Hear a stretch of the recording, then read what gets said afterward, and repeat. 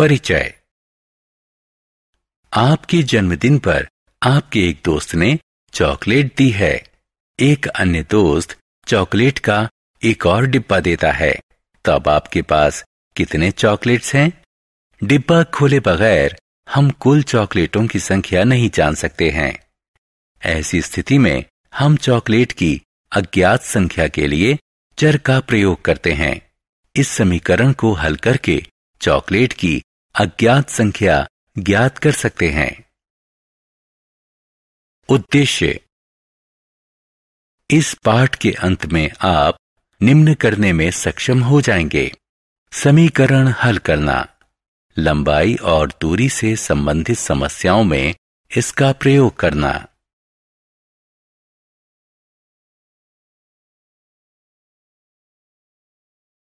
समीकरण।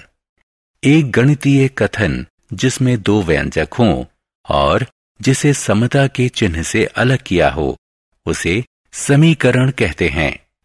समता के चिन्ह के बाएं तरफ के व्यंजक का मान चिन्ह के दाएं तरफ के व्यंजक के मान के बराबर होता है।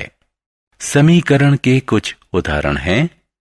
एक या दोनों व्यंजकों में चर हो सकते हैं। जब किसी समीकरण में केवल एक चर हो तो उसे एक चर वाला समीकरण कहते हैं। जैसे यदि किसी समीकरण में दो चर हों तो उसे दो चर वाला समीकरण कहते हैं। जैसे रैखिक समीकरण। यदि किसी समीकरण में चर x की अधिकतम घात 1 हो तो इसे रैखिक समीकरण कहते हैं। जैसे दूसरे शब्दों में रैखिक समीकरण में सिर्फ रैखिक बहुपद होते हैं। समीकरण के पक्ष। समता चिन्ह के बाएं तरफ के व्यंजक को LHS और दाएं तरफ के व्यंजक को समीकरण का RHS कहते हैं। LHS और RHS समीकरण के पक्ष होते हैं।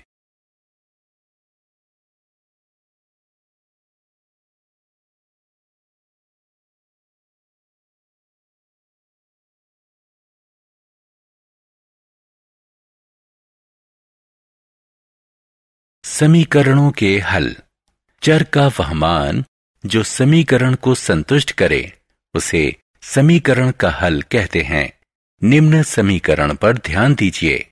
इसलिए 9 समीकरण x = 3 = 12 का हल है, क्योंकि यह समीकरण को संतुष्ट करता है।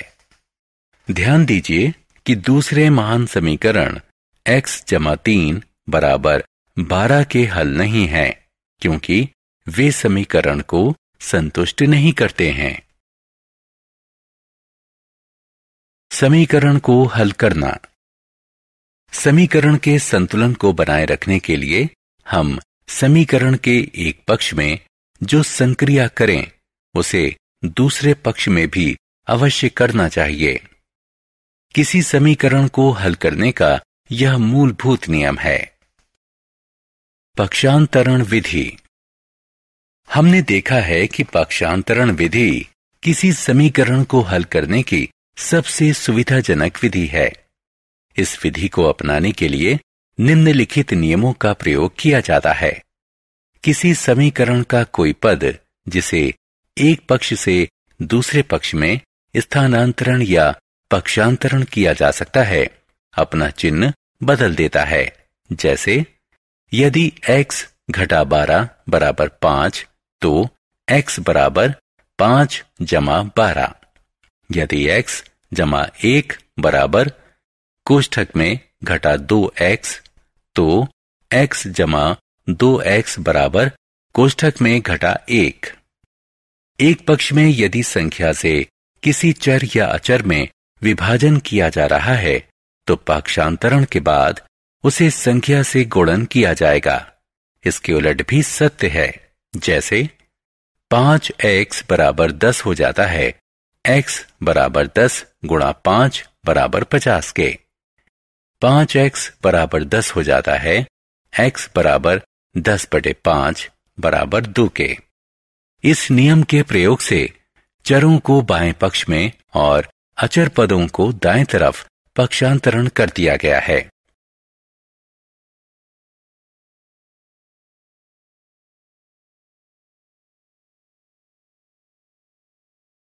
साधारण समीकरण। उदाहरण 3a घटा 5 बराबर 16 को हल कीजिए। हल। निम्न समीकरण की गणना करने पर हमें प्राप्त होगा a बराबर 7।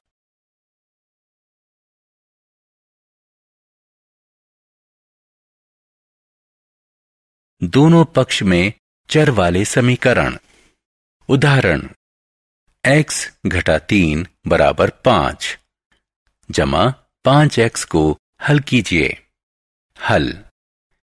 निम्न समीकरण की गणना करने पर हमें प्राप्त होगा x बराबर कोष्ठक में घटा 2।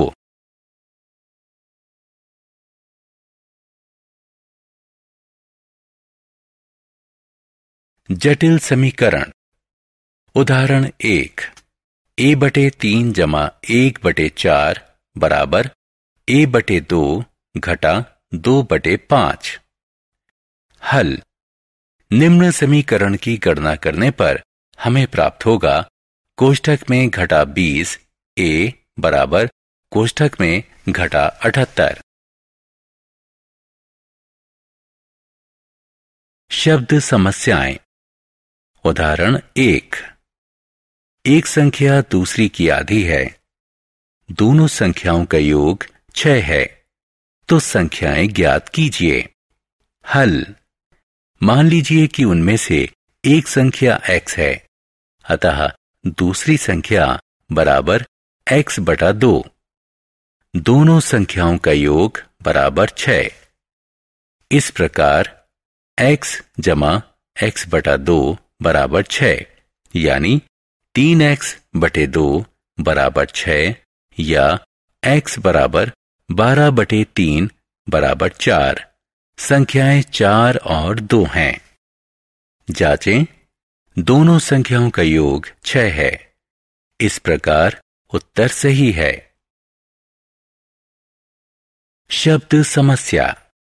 उदाहरण 2 किसी भिन्न का अंश हर से 3 कम है। यदि अंश में 1 का योग किया जाए तो हर में 3 की वृद्धि होती है और भिन्न 1 बटा 2 के बराबर हो जाता है। असली भिन्न का पता कीजिए। हल। मान लीजिए कि असली भिन्न का हर x है। यदि अंश हर से 3 कम है तो अंश बराबर x घटा 3।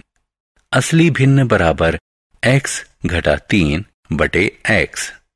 नए भिन्न का हर बराबर x जमा 3। नए भिन्न का अंश बराबर कोष्ठक में x घटा 3 जमा 1 बराबर x घटा 2। नया भिन्न बराबर x घटा 2 बटे x जमा 3। नया भिन्न हो जाता है 1 बटा 2। इस प्रकार कोष्ठक में x घटा 2 बटे कोष्ठक में x जमा 3 बराबर 1 बटा 2। निम्न समीकरण की गणना करने पर हमें प्राप्त होगा x बराबर 7। इसलिए चूंकि असली भिन्न x घटा 3 बटे x बराबर 4 बटे 7 है। जांचें। असली अंश जमा 1 और असली भाजक जमा 3 होगा, जो कि बराबर होगा 1 बटे 2 के। अतः यह समीकरण संतुलित है।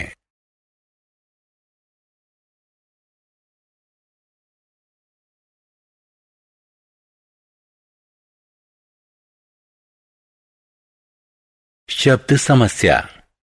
उदाहरण 3 यदि दो संख्याओं का योग 35 है और उनका अंतर 13 है तो संख्याएं ज्ञात कीजिए। हल। मान लीजिए कि एक संख्या x है, अतः दूसरी संख्या कोष्ठक में 35 घटा x होगी।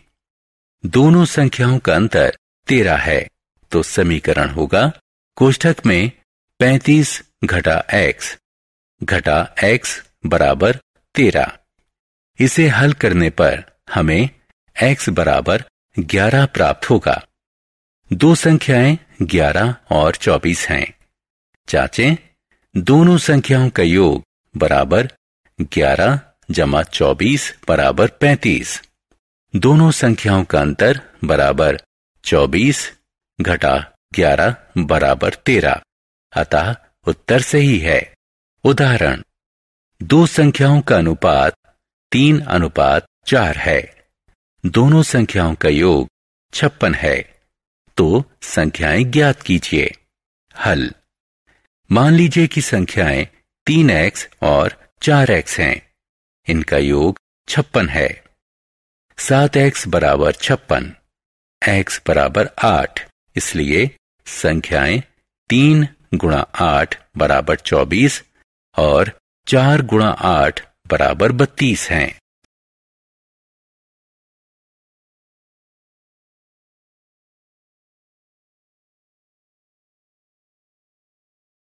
उम्र संबंधी समस्या। उदाहरण 1, अनिल अजित से 9 वर्ष बड़ा है। 10 वर्ष पश्चात अनिल की उम्र उसके दोगुनी होगी, जितनी उम्र अजित की 10 वर्ष पहले थी। उनकी वर्तमान उम्र ज्ञात कीजिए। हल, मान लीजिए कि अजित की वर्तमान उम्र x है। दी गई सारणी को देखिए। इस प्रकार बराबर x जमा 19। समस्या में कहा गया है कि अब से 10 वर्ष पश्चात अनिल की उम्र उसके दोगुनी होगी, जितनी उम्र अजित की 10 वर्ष पहले थी। आज से 10 वर्ष बाद अनिल की उम्र बराबर x जमा 19। समीकरण 1, आज से 10 वर्ष पहले अजित की उम्र बराबर x घटा 10। समीकरण 2, अतः इसे हल करने पर हमें प्राप्त होगा x बराबर 39। उनकी वर्तमान उम्र है अनिल बराबर 48 वर्ष, अजित बराबर 39 वर्ष। जांचें, आज से 10 साल बाद अनिल 58 वर्ष का होगा। अजित की 10 साल पहले उम्र थी 29 वर्ष। जांच, 58 बराबर 2 गुणा 29, यहां LHS बराबर RHS, लंबाई और दूरी की समस्या।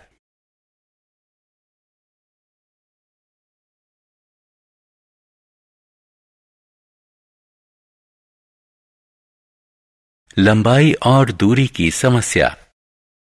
उदाहरण 2, एक आयत की लंबाई उसकी चौड़ाई से 6 इकाई अधिक है।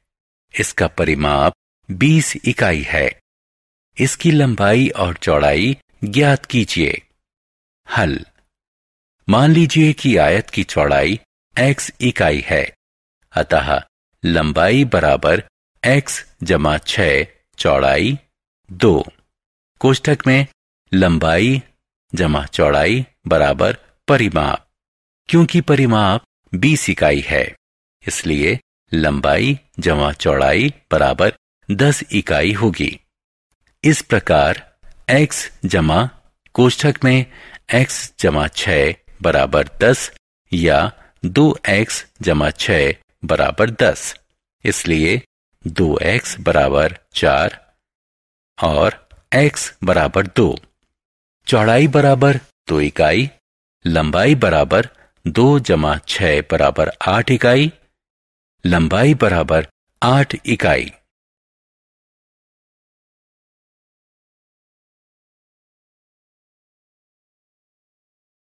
आयु संबंधी समस्या। उदाहरण, दो स्थानों A और B के बीच 240 किलोमीटर की दूरी है। एक मोटरसाइकिल एक बिंदु A से और एक पदयात्री एक बिंदु B से एक ही समय से प्रारंभ होते हैं। मोटरसाइकिल की चाल पदयात्री की चाल से 15 गुना अधिक है। प्रारंभ करने के 3 घंटे बाद एक बिंदु M पर दोनों मिले। बिंदु A बिंदु B से कितना दूर है? हल, कुल दूरी 240 किलोमीटर है। मान लीजिए कि पदयात्री x प्रति घंटा की चाल से चलता है। कुल दूरी बराबर 240 किलोमीटर। पदयात्री द्वारा तय की गई दूरी जमा मोटरसाइकिल द्वारा तय की गई दूरी बराबर 240 किलोमीटर। इसे हल करने पर हमें मिलेगा x बराबर 5।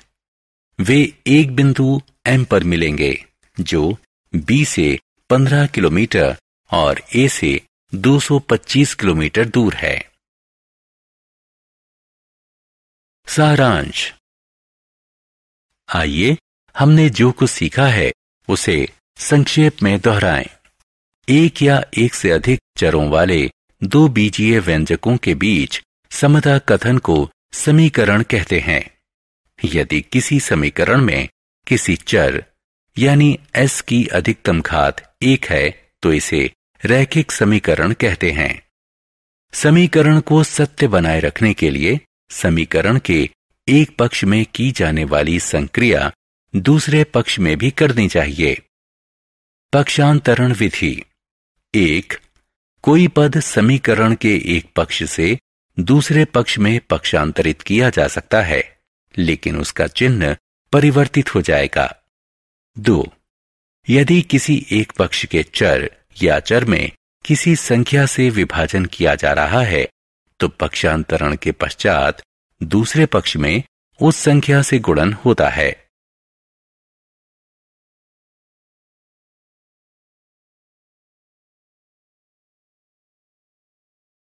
किसी समीकरण को हल करते समय हम निम्न चरण प्रयोग में लाते हैं। अज्ञात को चिन्हित करते हैं, दिए गए तथ्यों को पहचानते हैं, दिए गए संबंधों के आधार पर समीकरण बनाते हैं, समीकरण को हल करके अज्ञात का मान करते हैं,